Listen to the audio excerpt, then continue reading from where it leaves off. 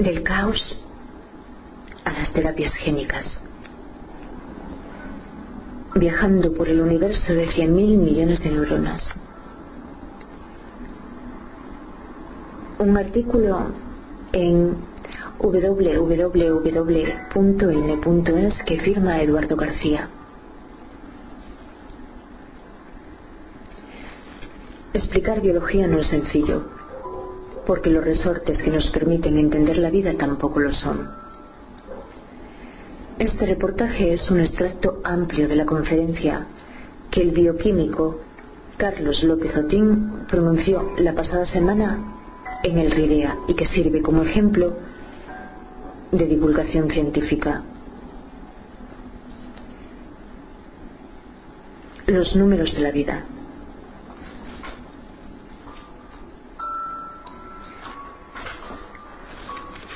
Si nos fijamos en los números de la vida, nos asustamos un poco. Nosotros estamos construidos por una molécula, que es el DNA. Es nuestra central informativa, que mide 2 metros en cada una de nuestras células y que está integrada por 3.000 millones de unidades químicas.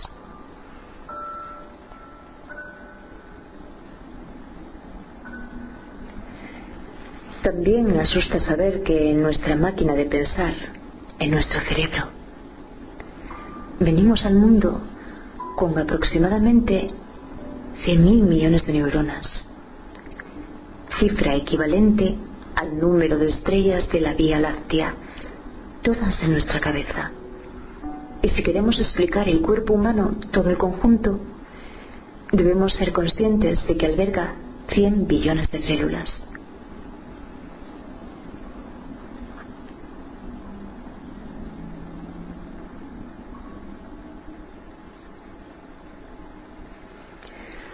Pero el conocimiento nunca nos debe impedir apreciar la belleza que existe en la vida.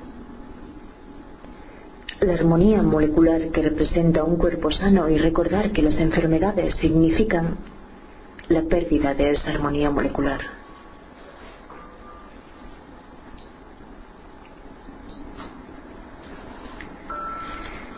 En los laboratorios pasan cosas extraordinarias. En tiempo real, en distintos laboratorios del mundo. No muchos todavía, sobre todo en China, en Estados Unidos, en Europa, principalmente en Inglaterra, y un poco en España. Aquí y allá se están descifrando genomas. Se está determinando el orden en el que se colocan esos 3.000 millones de nucleótidos de los genomas de los seres humanos. Y se están poniendo las primeras piedras para que un poco más tarde, no sabemos cuándo, tengamos información que nunca antes teníamos para tratar enfermedades. Conocer para curar. Esa es la clave.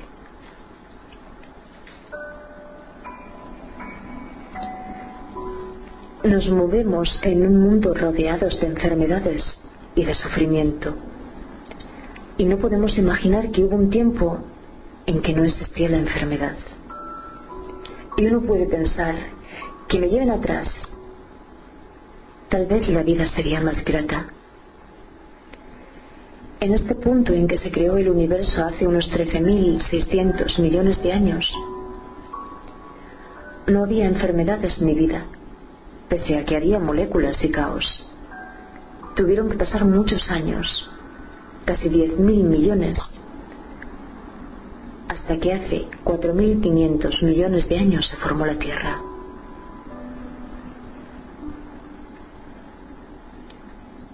Un planeta que poco a poco y gracias a una serie de reacciones bioquímicas fue cambiando su composición y dio lugar a una situación extraordinaria.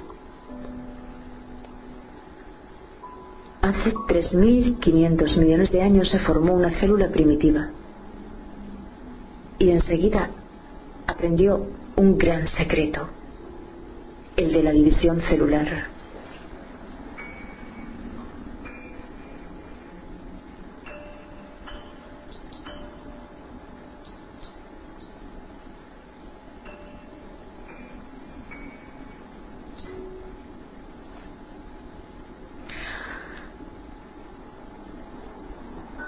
Me tienes que perdonar, pero cuando te encuentras en esta página, la publicidad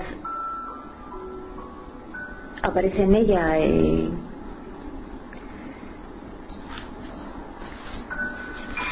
y no respeta ninguna lectura.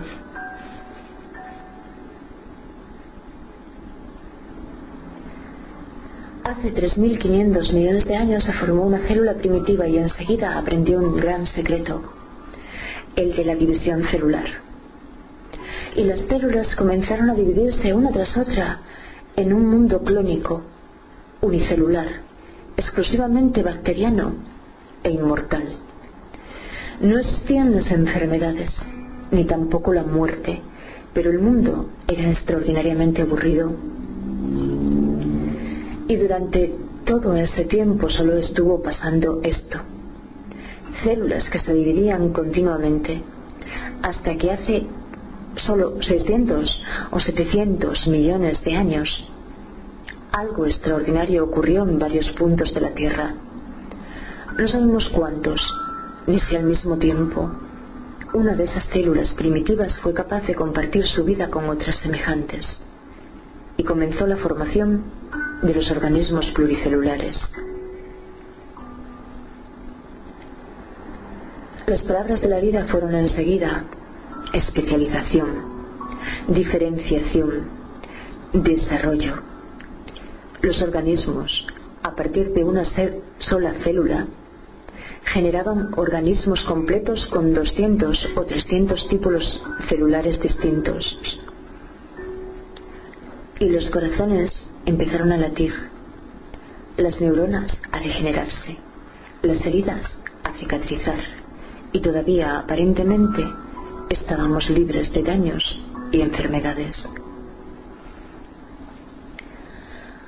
Hasta que las células entendieron que para progresar deberían tomar riesgos, por ejemplo, de infidelidad en la replicación. Y aunque el proceso es más preciso que el que podría generar cualquier máquina humana, es imperfecto, y por tanto se cometen errores, y algunos de ellos nos abocan a mutaciones, alteraciones, cambios que están en el principio de muchas, por no decir todas, las enfermedades.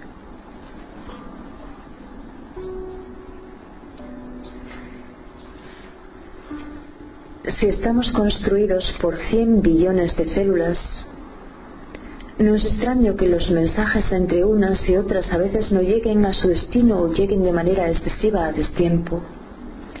De manera excesiva o a destiempo. Si estamos construidos por 100 billones de células, no es extraño que los mensajes entre unas y otras a veces no lleguen a su destino o lleguen de manera excesiva o a destiempo.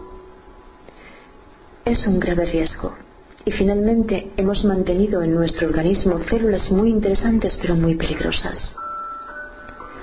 Células que proliferan, emigran, invaden, nos ayudan a defendernos, a cicatrizar las heridas. Han sido tan importantes para la vida que las hemos asumido, las mantenemos y son las primeras que están en la vida, en la vía de los daños de los organismos pluricelulares. Voy a repetir. Si estamos construidos por 100 billones de células, no es extraño que los mensajes entre unas y otras a veces no lleguen a su destino o lleguen de manera excesiva o a destiempo. Es un grave riesgo, y finalmente hemos mantenido en nuestro organismo células muy interesantes pero muy peligrosas. Células que proliferan, emigran, invaden, nos ayudan a defendernos, a cicatrizar las heridas. Han sido tan importantes para la vida que las hemos asumido, las mantenemos y son las primeras que están en la vía de los daños de los organismos pluricelulares. Aquí ya sí que se inventaron las enfermedades. Se reconocieron y se asumieron los riesgos. Y hace de esto relativamente poco tiempo, en nuestra aventura evolutiva.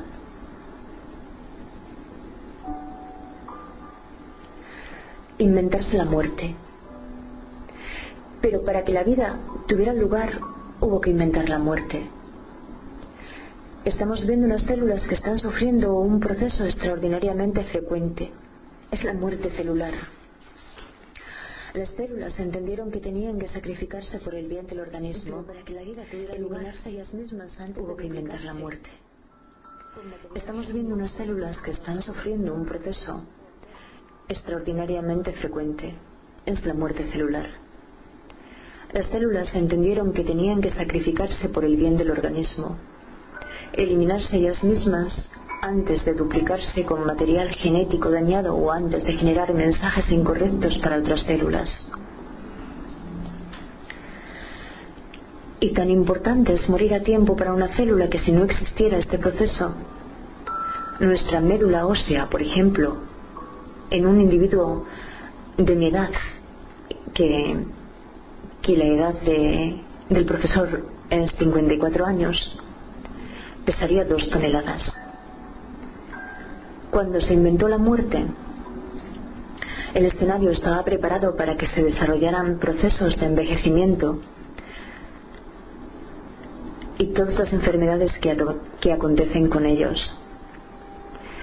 Y cualquier tipo de alteración neurológica, neurodegenerativa, Alzheimer, Parkinson, tumores, enfermedades cardiovasculares. Y hoy nuestra única posibilidad de entender todo eso es aspirar a comprender la lógica molecular.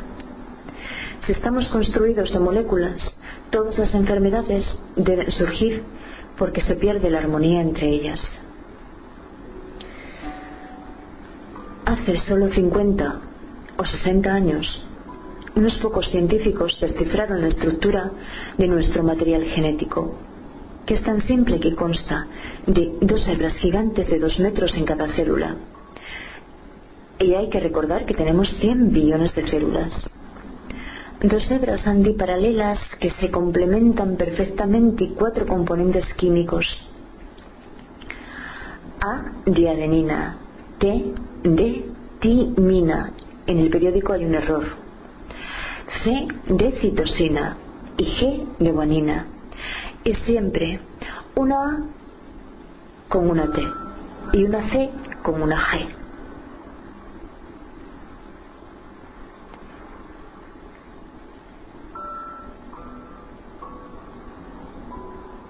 En una estructura están encerrados los secretos de la vida, porque a partir de una molécula se pueden generar 2, una de molde y otra complementaria. Por eso los hijos se parecen a los padres, porque heredan sus moléculas.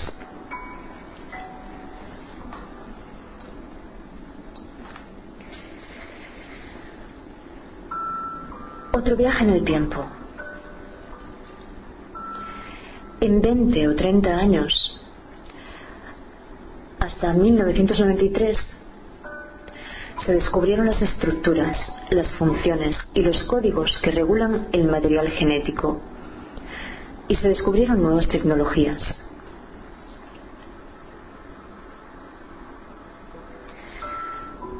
Las mismas reglas que dirigen el comportamiento de la materia viva humana lo hacen con un pollo, un ratón, un renacuajo, un guisante, un dinosaurio, aunque ya no esté para contarlo, y con las mismas reacciones químicas. Entre 2001 y 2004 tuvimos a nuestra disposición el orden en que se sitúan nuestros 3.000 millones de nucleótidos y conforman 25.000 genes, muy pocos a priori. Al mismo tiempo ha comenzado ya el viaje reverso, desde las moléculas a la vida, una etapa distinta, incierta, no sabemos a dónde nos llevará. Hasta ahora nos contentábamos con leer el código genético. Ahora se ha empezado a escribir, a crear vida que ya no sale de 3.500 millones de años de evolución, sino de la imaginación de un científico que escribe un genoma y tal vez tenga suerte y haga que tenga vida y se reproduzca. Abre posibilidades de vida.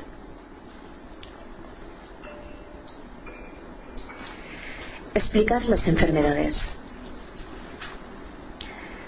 Con todo este conocimiento, ¿cómo acercarnos a explicar las enfermedades?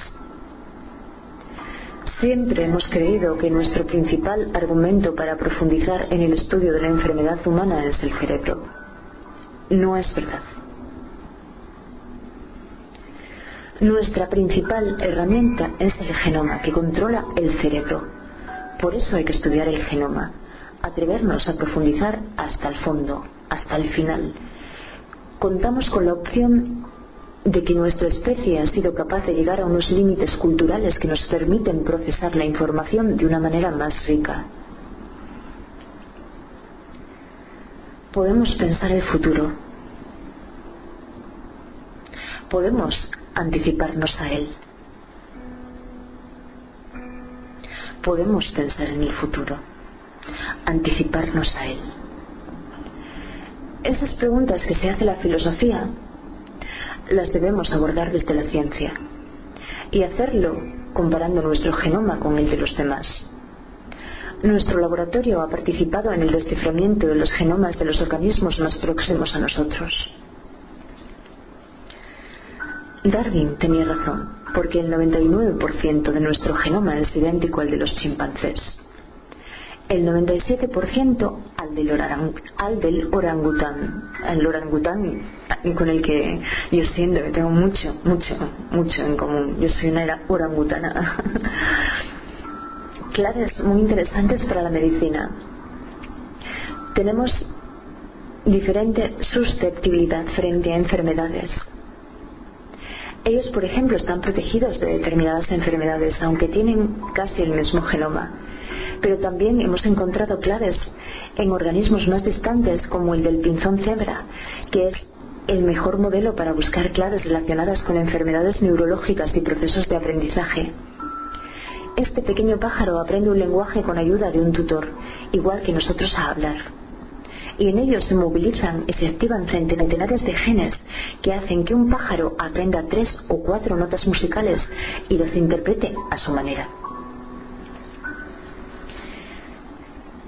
De la comparación del genoma de este pájaro con el del genoma humano, se han encontrado claves para entender las enfermedades de incomunicación, el autismo o el Alzheimer. De todo este contenido, ¿cuál es la principal lección? Si parece que todos somos tan parecidos, ¿por qué no somos cerdos o chimpancés? ¿Por qué no estamos viendo simplemente cómo pasa la vida? Pues porque casi con los mismos ingredientes tenemos una plasticidad superior, una forma más rica de interpretar la información. Los mismos genes se regulan de manera distinta en especies muy próximas. Un gen en lo alto de la pirámide. ¿Tendremos algún gen distinto que nos hace humanos o nos acerca al concepto de humanidad? Pues sí, el FOXP2 es el más llamativo.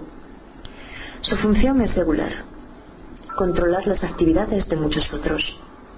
Está en lo alto de una pirámide. Es muy peculiar, lo tienen todos los vertebrados, pero en nosotros sufre 2 mutaciones, y esos 2 cambios han permitido el desarrollo de una serie de funciones, estructuras anatómicas que nos permiten emitir un lenguaje articulado. Hemos pasado del yo Tarzán tú Jane a una conferencia como esta, y solo por 2 mutaciones que se produjeron, de nuevo salta la publicidad.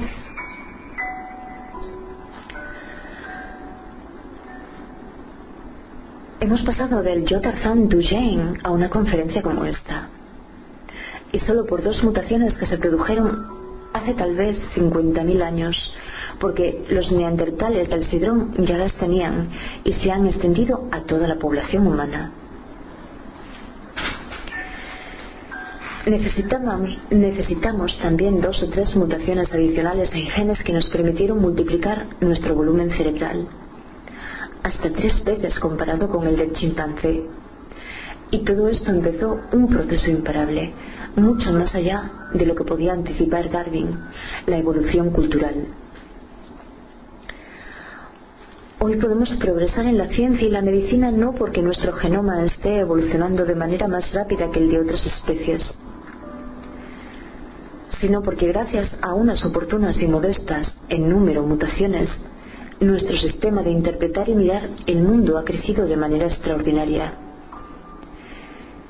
Ya no se transmiten los acontecimientos de padres a hijos, sino que se diseminan de manera asombrosa a lo largo de todo el planeta. Estamos preparados para, en estos últimos años, meses o días, explorar el lado oculto del genoma.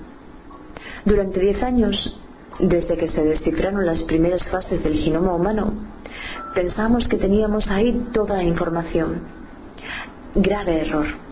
El genoma, como ocurre con el lado oculto de la luna, si no lo iluminas con talento, es discreto y guardas partes muy oscuras al margen del conocimiento científico. Voy a repetir.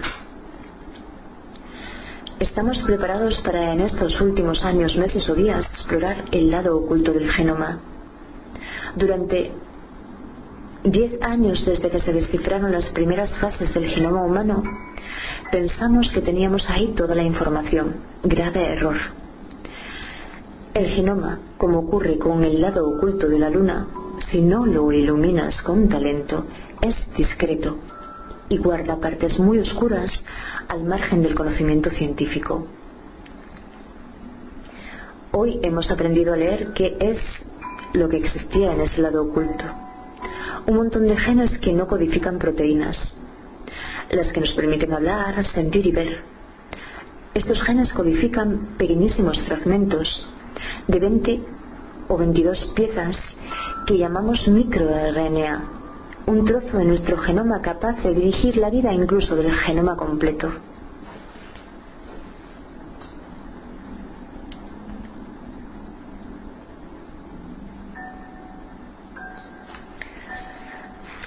Y todos nosotros tenemos varios miles de genes de estas tribus nuevas que habían pasado desapercibidos. Parece imposible que hayamos podido aspirar a entender las enfermedades sin haber podido realizar la primera mirada global a este lado oculto. Y eso fue apenas hace unos días. Somos distintos porque entre los genomas de cualquiera de nosotros, de cualquiera de nosotros dos, hay 3 o 4 millones de diferencias. Somos distintos por fuera y por dentro, distintos en talentos y capacidades, y distintos también para sufrir y estar protegidos de distintas enfermedades complejas. No existe el genoma perfecto, porque entre 3.000 millones de unidades, ¿cómo aspirar a que todas sean las más adecuadas en cada lugar? Más allá del genoma hay 2 dimensiones. Una la llamamos epigenoma, que es interpretar y entender la manera en que dialogamos con el ambiente. La dicotomía genoma-ambiente es falsa. Estamos ante 2 partes de lo mismo. En vuestros 3.000 millones de letras, desde el momento en que nacemos vamos poniendo puntos, comas, vamos construyendo la gramática y la ortografía de la vida. Pero los códigos epigenéticos son reversibles. Podemos borrar con una goma todos los signos de puntuación, pero no las letras. Las letras del genoma, que están afortunadamente escritas con tinta indeleble. El metagenoma es otra dimensión, que no es otra cosa que reconocer que nuestro cuerpo cohabitan con nuestro genoma.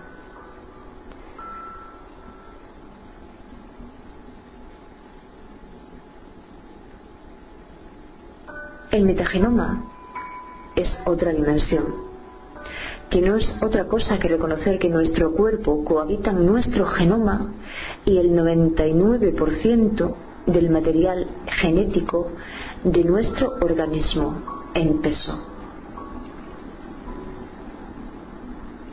Se trata del genoma de todos los virus, bacterias y parásitos que nos habitan, y lo hacen no para contaminarnos, sino para convivir en una simbiosis adecuada de la que surge la vida para poder defendernos de otros organismos, por ejemplo, Y cuando esto falla, entramos en la disbiosis, que servirá para explicar la manera en la que se enfermará en el futuro por interacción inadecuada entre el ambiente epigenético y los cambios en nuestro genoma. En el fondo, es como si fuéramos intrusos en un mundo viral.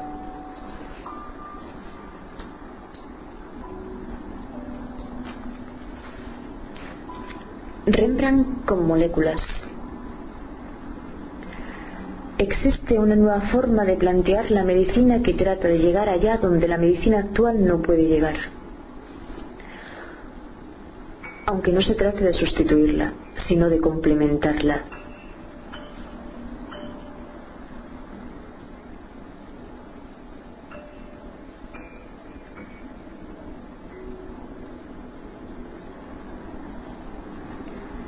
Algunos tipos de tumores tienen supervivencia de un 0%. Nadie se cura de Alzheimer tampoco. Hay más de 3.000 enfermedades hereditarias de las que no se conoce la causa. Hay un desequilibrio enorme entre algunos logros de la especie humana y las deficiencias en el conocimiento de muchas enfermedades. Si el gran Rembrandt dibujara hoy su cuadro, La lección de anatomía, debería incluir en él unas cuantas moléculas. Llegará un momento en que se puedan controlar todas las enfermedades. Ese es el objetivo. Exploremos los límites que tenemos y escojamos dos de las fronteras actuales. Una de ellas es el envejecimiento. En el envejecimiento la incidencia es del 100%. No conozco a nadie que sea mutante y pueda no envejecer. Nos afecta a todos, pero a distinto ritmo, y ese distinto ritmo se explica por el genoma, el epigenoma y un poco por el metagenoma. Y el cáncer, otra frontera. 1 de cada 3 personas desarrollará un tumor maligno en su vida y seguramente esa cifra aumentará en el futuro. Hemos aprendido el lenguaje molecular del cáncer, pero solo desde hace 20 años. Hoy sabemos que el cáncer surge por la acumulación de daños en el genoma y en el epigenoma, y los daños epigenéticos pueden ser tan importantes como los genéticos. Y esos daños hacen que las células se transformen y se vuelvan entidades inmortales, egoístas y viajeras, capaces de utilizar las autopistas de la circulación sanguínea y generar metástasis. Después de 3.500 años, 3.500 millones de años de evolución, había ahí una errata. Hemos podido escribir en pocas palabras daño genético y epigenético. ¿En qué consiste el cáncer? Aquí no hay plazos. Hace 23 años que estudiamos en nuestro laboratorio por qué unas células tumorales son capaces de atravesar las barreras de los tejidos y generar metástasis, y por qué otras, en su viaje a la inmortalidad, no son capaces de hacerlo. Y hemos descubierto muchos genes humanos desconocidos. Hemos encontrado algunos genes que participan directamente en estos procesos, y en algunos casos se han podido bloquear y tratar algunos tipos de tumores, pero no hay ni un gen en nuestro organismo para hacernos daño.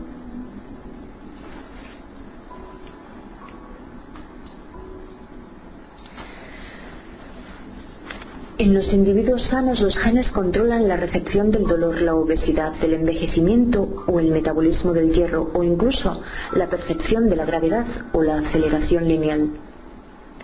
Tenemos genes para todas las funciones imaginables, desde la más compleja a la más sutil, y todos preocupados por el bien común. Receta de inmortalidad. En nuestro laboratorio hemos descubierto unos 60 genes de los 25.000 que existen. 20 años estudiando genes. Necesitaría 4 o 5 vidas o una receta de inmortalidad para estudiar todos. Pero ¿Por qué no estudiar los genomas completos? Una duda que se nos planteó hace unos 3 años. Si quieres estudiar el genoma del cáncer de mama, el de colon o de la leucemia, es una labor extraordinariamente competitiva por recursos y talentos, y si quieres apostar por ello, hay que poner tu vida personal entre paréntesis, y ese ideal implica a muchas personas que están cerca de ti.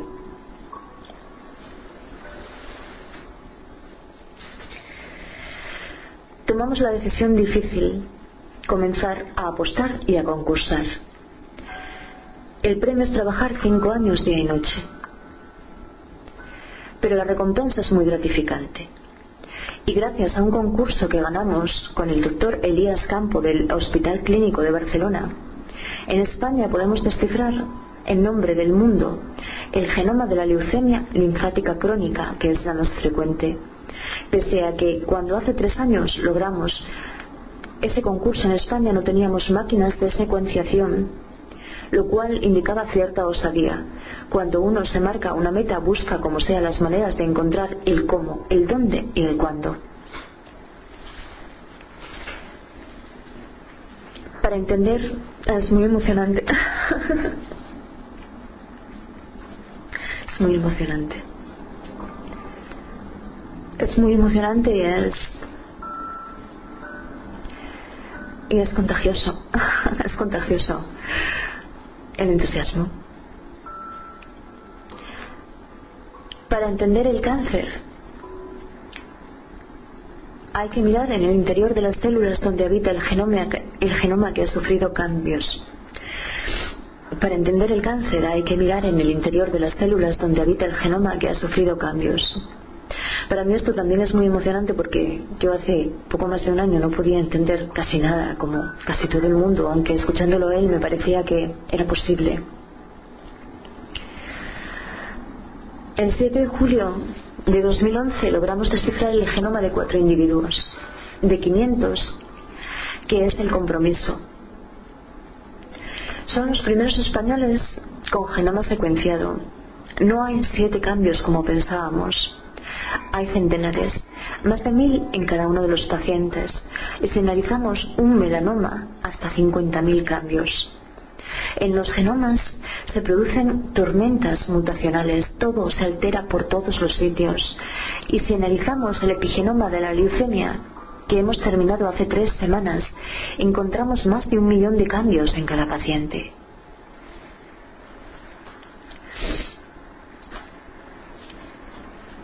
Las arrugas celulares sí que importan. Entre estas cifras mareantes hay esperanza.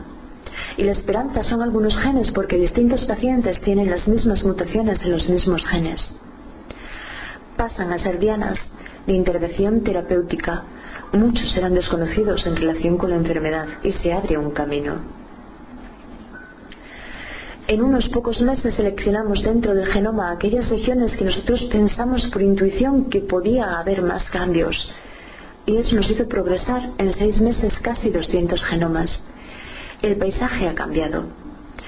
Estamos entrando en una nueva era en la investigación oncológica.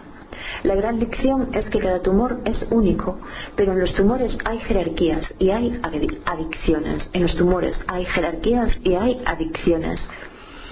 Y si las identificamos estaremos empezando a progresar en la curación de muchos tumores. Y el mismo viaje estamos haciendo en el estudio del envejecimiento.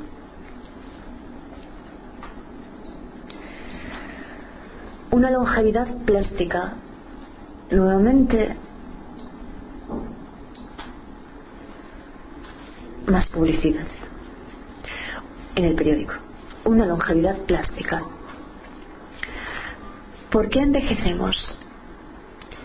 Que nadie crea que el envejecimiento no es inexorable, pero la longevidad es plástica por factores genéticos. Con los genes adecuados, en las condiciones y en un epigenoma adecuado se puede vivir mucho más de lo que se vive. ¿Podemos manejar los genes y hacer que se viva más? En los humanos está prohibido. Pero podemos hacerlo en ratones, gusanos, moscas. También nosotros en nuestro laboratorio hemos creado ratones que pueden cambiar su patrón de vida modificando un gen. Son los modelos de investigación biomédica. Creamos un ratón mutante que le faltaba un gen concreto. Envejecía de forma rapidísima. Su reloj de la vida perdía el control después del nacimiento. Se aceleraba. Y descubrimos por qué. El problema es que se les generan arrugas celulares. Y descubrimos por qué. El problema es que se les generan arrugas celulares. Si por determinados daños en el genoma el núcleo sufre mutaciones, esas son las que importan. Las de fuera, si se corrigen, pueden ayudar a mejorar la autoestima, pero nada más. Gracias al trabajo con ratones, los niños del mundo con la devastadora enfermedad de Hutchinson-Gilford se tratan con una estrategia que diseñamos aquí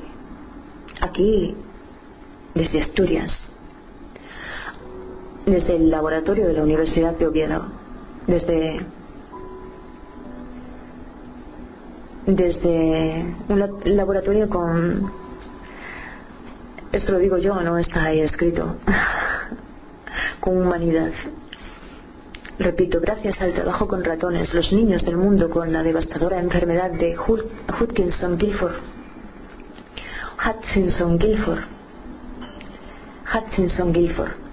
se tratan con una estrategia que diseñamos aquí. Aunque a algunos todavía les parezca imposible o increíble, desde aquí, desde la mismísima Asturias, se ha contribuido al desciframiento de las causas de diversas enfermedades, desde las que afectan a miles de personas hasta las que sufren dos únicos seres humanos, e incluso en algunos casos se ha descubierto cómo prevenirlas y hasta cómo tratarlas. Bueno, los seres humanos, no sé si van a estar presentes en este artículo, pero creo que no. Los seres humanos, los dos únicos seres humanos, se llaman Néstor, que es canario, y que es pues la persona que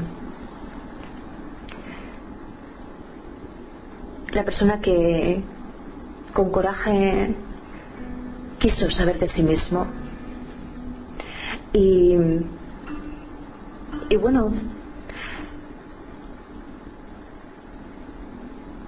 lo logró. Y luego la otra persona que tiene su misma mutación se llama Guillermo, creo que es de Madrid, y son esos dos seres humanos que dan nombre a un síndrome, el síndrome de Néstor y Guillermo, que aparentemente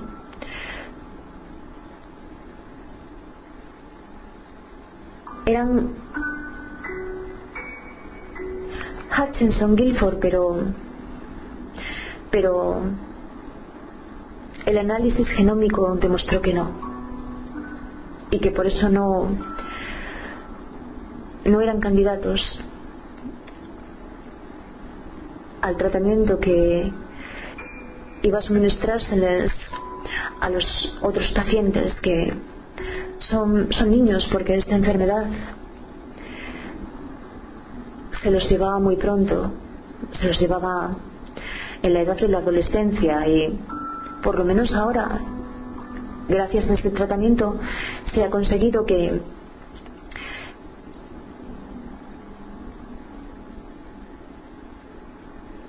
su vida se prolongue hasta la juventud, hasta los 25 años, creo. Y lo que sucede con la progeria española es que todo es como en esos pacientes, pero su sistema cardiovascular no es tan afectado, no está tan afectado, y por eso Néstor también porque su madre lo habrá cuidado muy bien, alcanza, creo que la edad de 30 años. Conocer para curar, pero ¿hemos curado a alguien desde la biología molecular? Estamos en ello. Hay un mundo nuevo que se abre ante nosotros. Muchas enfermedades, desde la diabetes hasta la artritis, pasando por enfermedades metabólicas, óseas, cardiovasculares y un buen número de tumores se tratan ya con medicamentos, como las denominadas proteínas recombinantes, producidas gracias a las técnicas de biología molecular.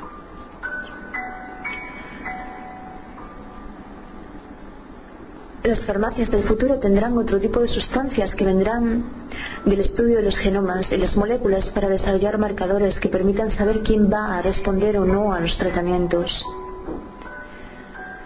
Las enfermedades tenemos que verlas a la luz de una bombilla en la que su filamento sea como nuestro genoma. Hoy hay varios miles de genomas humanos secuenciados. Y hasta aquí. Esta conferencia que yo quería leer, aunque esta vez no fui yo quien la transcribe.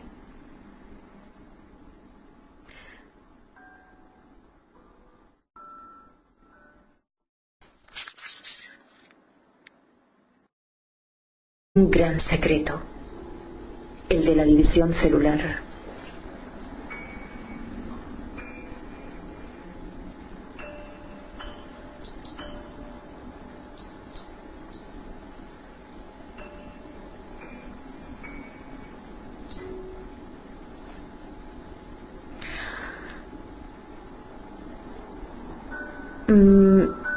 Me tienes que perdonar, pero cuando te encuentras en esta página, la publicidad aparece en ella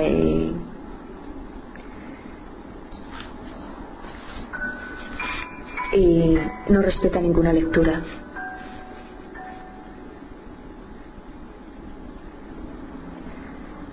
Hace 3.500 millones de años se formó una célula primitiva y enseguida aprendió un gran secreto, el de la división celular. Y las células comenzaron a dividirse una tras otra en un mundo clónico, unicelular, exclusivamente bacteriano e inmortal. No existían las enfermedades, ni tampoco la muerte, pero el mundo era extraordinariamente aburrido. Y durante todo ese tiempo solo estuvo pasando esto. Células que se dividían continuamente, hasta que hace solo 600 o 700 millones de años, algo extraordinario ocurrió en varios puntos de la Tierra. No sabemos cuántos, ni si al mismo tiempo. Una de esas células primitivas fue capaz de compartir su vida con otras semejantes, y comenzó la formación de los organismos pluricelulares. Las palabras de la vida fueron enseguida especialización, diferenciación, desarrollo. Los organismos, a partir de una sola célula, generaban organismos completos con 200 o 300 tipos celulares distintos. Y los corazones empezaron a latir, las neuronas a regenerarse, las heridas a cicatrizar, y todavía aparentemente estábamos libres de daños y enfermedades. Hasta que las células entendieron que para progresar deberían tomar riesgos, por ejemplo, de infidelidad en la replicación. Y aunque el proceso es más preciso que el que podría generar cualquier máquina humana, es imperfecto. Y por tanto se cometen errores. Y algunos de ellos nos abocan a mutaciones, alteraciones, cambios que están en el principio de muchas, por no decir todas, las enfermedades.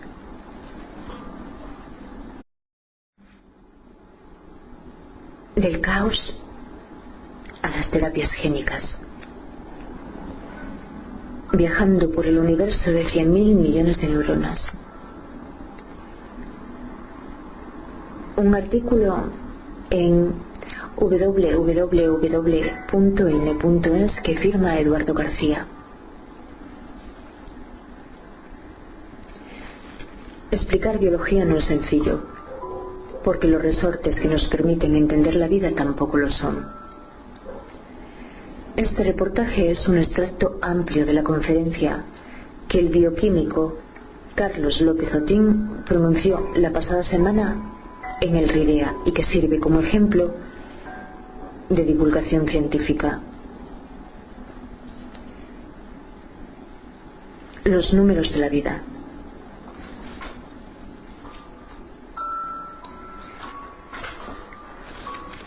Si nos fijamos en los números de la vida, nos asustamos un poco.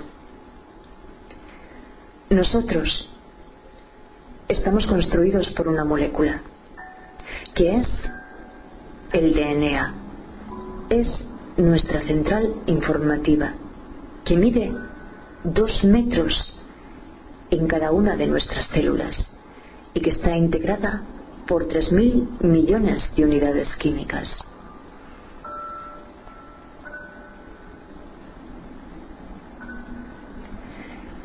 También asusta saber que en nuestra máquina de pensar, en nuestro cerebro, venimos al mundo con aproximadamente 100.000 millones de neuronas, cifra equivalente al número de estrellas de la Vía Láctea, todas en nuestra cabeza. Y si queremos explicar el cuerpo humano, todo el conjunto, debemos ser conscientes de que alberga 100 billones de células.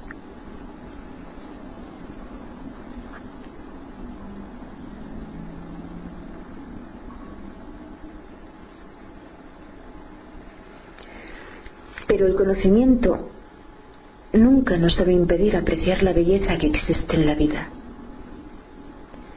La armonía molecular que representa un cuerpo sano y recordar que las enfermedades significan la pérdida de esa armonía molecular.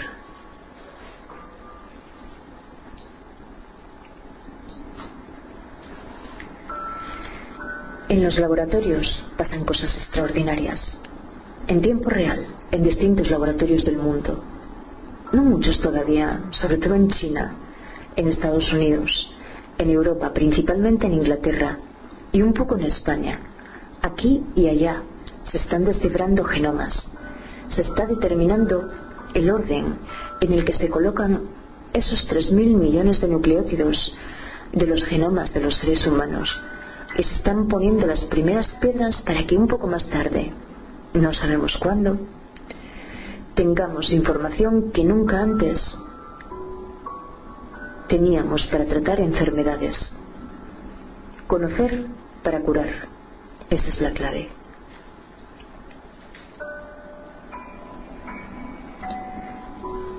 Nos movemos en un mundo rodeados de enfermedades y de sufrimiento. Y no podemos imaginar que hubo un tiempo en que no existía la enfermedad. Y uno puede pensar que me lleven atrás, tal vez la vida sería más grata. En este punto en que se creó el universo hace unos 13.600 millones de años, no había enfermedades ni vida, pese a que había moléculas y caos. Tuvieron que pasar muchos años, casi 10.000 millones, hasta que hace 4.500 millones de años se formó la Tierra.